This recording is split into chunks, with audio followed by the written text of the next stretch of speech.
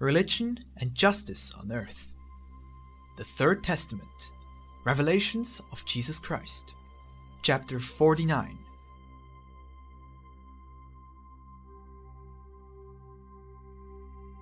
No religion or sect is the authentic. Thus saith the Lord.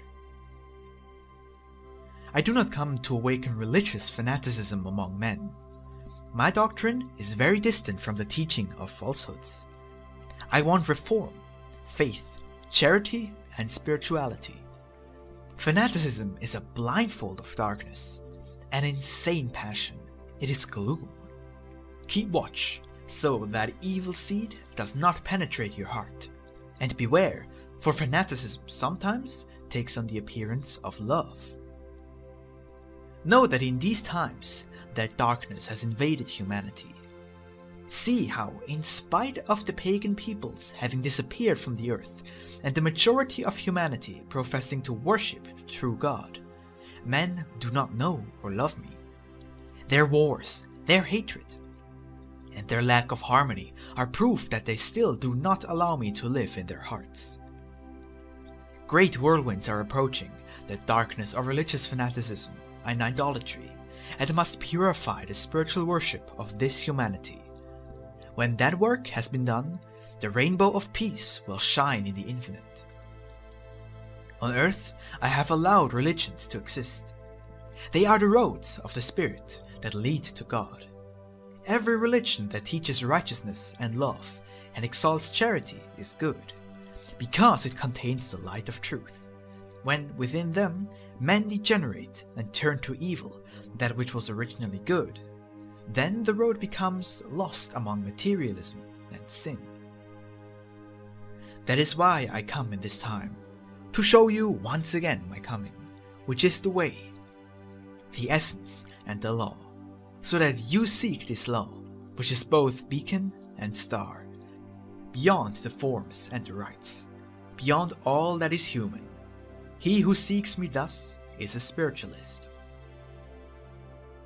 Not one shall be lost. Some shall arrive earlier on the road I have shown you, while others come later on the roads that they are following. In any religion, men could take the teachings necessary to make themselves good, but when they do not do this, they blame the religion they profess and continue as they always have. Each religion is a path, some more perfect than others, but all lead you toward good and to try to reach the Father. If there is something in the religion you know that does not satisfy you, do not lose faith in me. Walk on the road of charity, and you will be saved, for my road is illuminated by the virtue of love.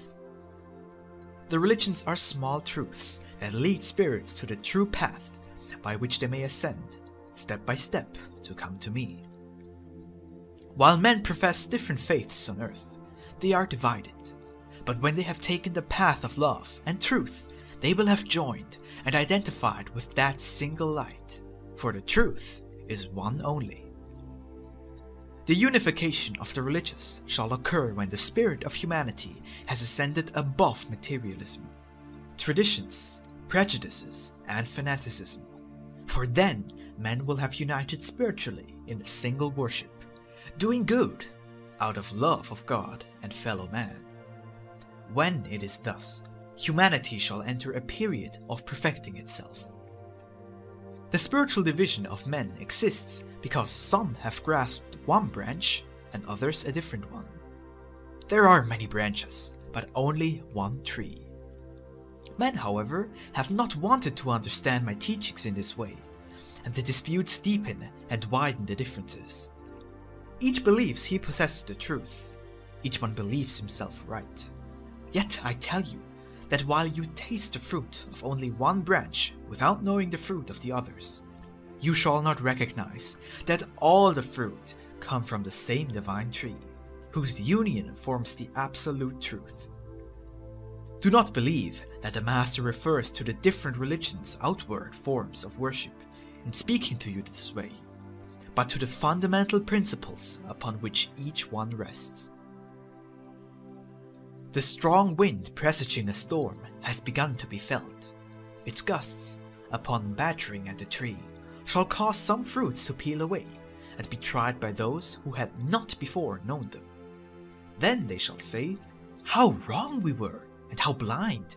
When carried away by our fanaticism, we rejected any fruits offered us by our brothers, just because they seemed unknown to us.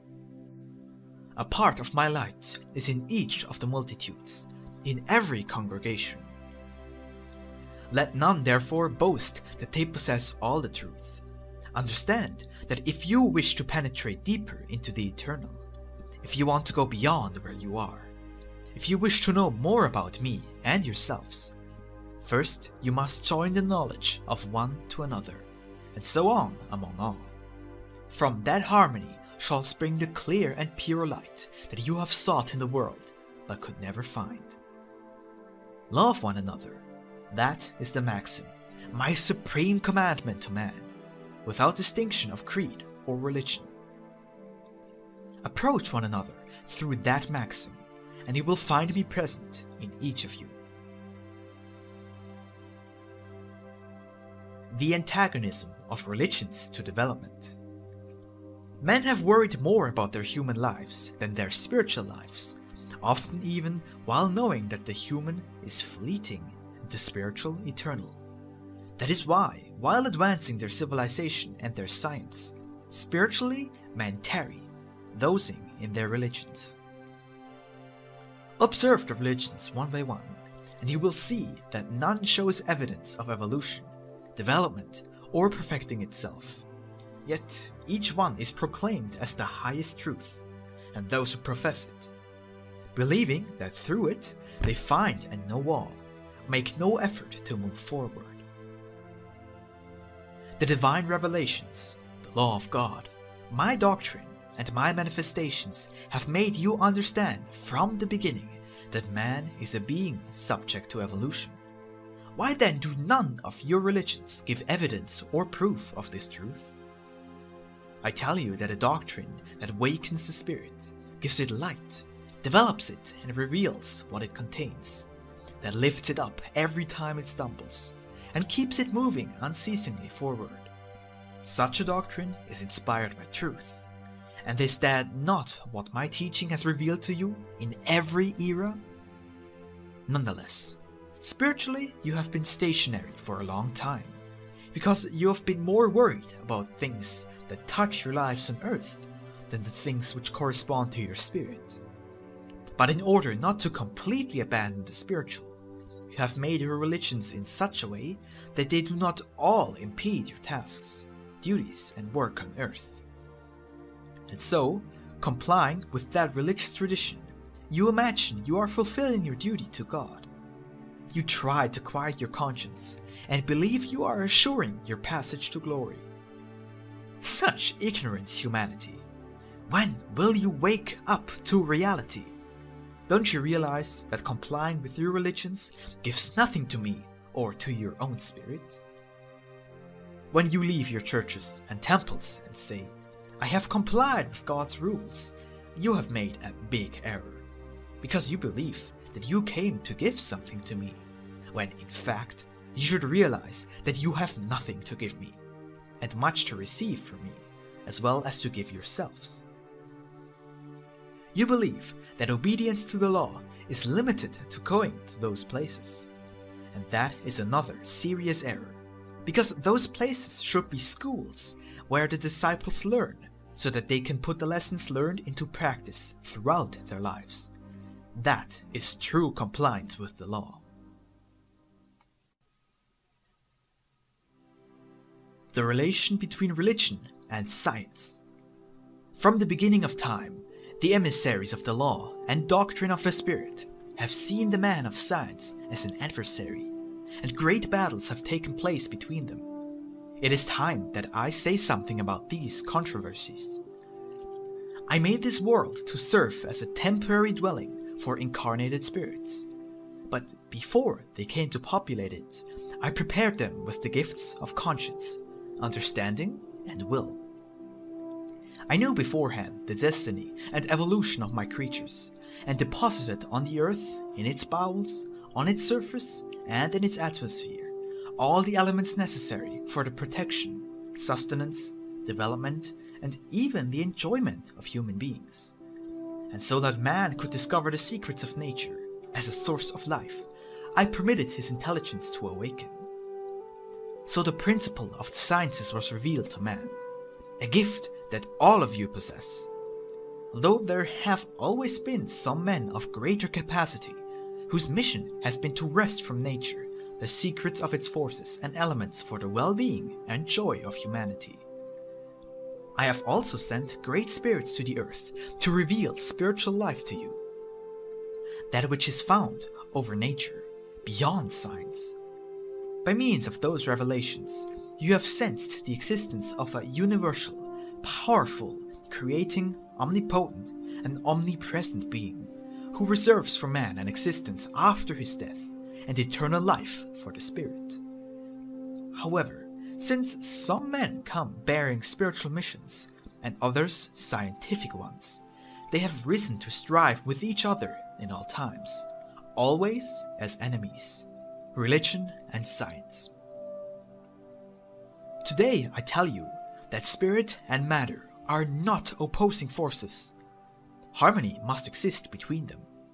My spiritual revelations are light, and so are the revelations and discoveries of science. Yet if you have heard me censor the work of scientists, it is because many of them have taken the energy, the elements, and the previously unknown forces of nature for unchecked ambition and earthly dominion, and for the depraved purposes of destruction, hatred, and revenge. I should tell you that to those who have acted with love and for good ends on their missions, to those who have respectfully and humbly penetrated my arcane, it has pleased me to uncover great mysteries for the benefit of my daughter, humanity. Science, since the beginning of the world, has kept humanity walking on the path of material progress, on which at every step men have found the fruits of science, sweet to some and bitter to others. This is the era when you must understand that all the light belongs to my spirit, and all that is life is from my divinity, because I am the arcane, the source and the beginning of all creation. These disputes between the spiritual and the scientific will disappear from mankind, so much so that spirituality and science will unite in one single light to illuminate the path of man to the infinite. The hardness and injustice of earthly judiciary. I have come to nullify your erroneous laws, so that you will be governed only by those that are formed by my precepts, and are in agreement with my wisdom.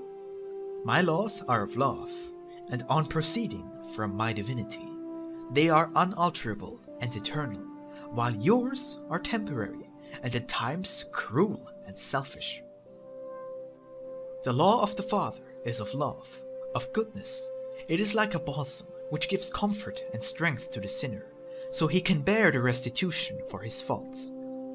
The Father's law of love always offers a generous opportunity to the delinquent to regenerate himself, while your laws, on the contrary, humiliate and punish the wrongdoer, and many times the innocent and the weak. In your justice there is hardness, vengeance, and a lack of mercy. The law of Christ is of gentle persuasion, of infinite justice, and supreme uprightness. You yourselves are your judges. On the other hand, I am your tireless defender. But it is necessary for you to know that there exist two ways of atoning for your offenses. One is through love, and the other through pain. You choose, for you still enjoy the gift of freedom of will. I am the divine judge. I do not apply sentences greater than the crime.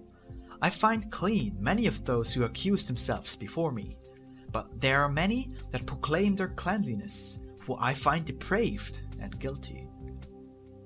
Oh, how unjust is human justice! How many victims of bad judges are atoning for the crimes of others?